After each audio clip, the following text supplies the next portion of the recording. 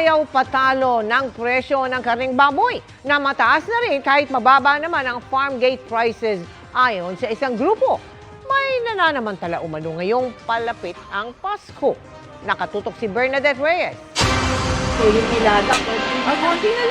Mabenta sa pwesto ni Aling Adora ang ilang putahing may sangkap na baboy. Naibaba daw niya ang presyo dahil imported na frozen pork ang gamit niya.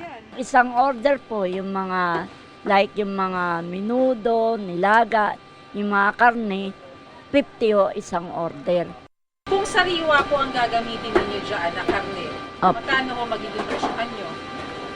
Siguro mga 60 o. Ang presyo ng sariwang baboy gaya rito sa Trabaho Market sa Maynila kung saan nakapwesto si Aling Adora, umaabot na ng 380 pesos ang kilo. Sa ibang pamilihan, base sa monitoring ng Department of Agriculture, umaabot pa sa 400 pesos. Mataas na po ang baboy ngayon dahil sa dala na po malapit na naman ang magpapasko. Katulad ng dealer, tumataas ang mga feeds, toll gate, gano'n. Yan, ang taas ang ng farm eh. Tinataasan din po sila ng dealer.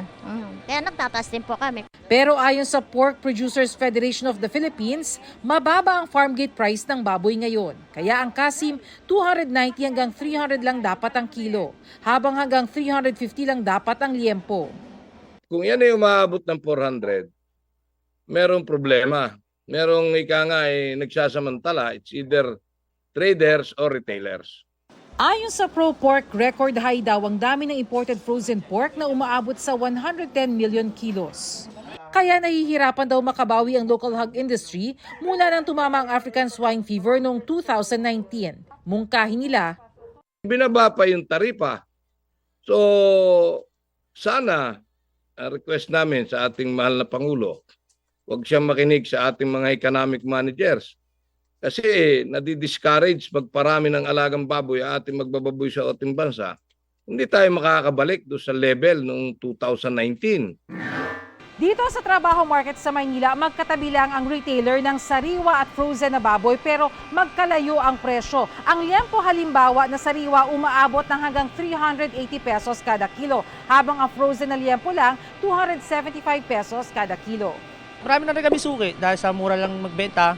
Sinusubukan ng GMA Integrated News na kunin ang panig ng Bureau of Animal Industry at Department of Agriculture ukol dito pero wala pa silang tugon. Para sa GMA Integrated News, Bernadette Reyes, nakatutok 24 oras.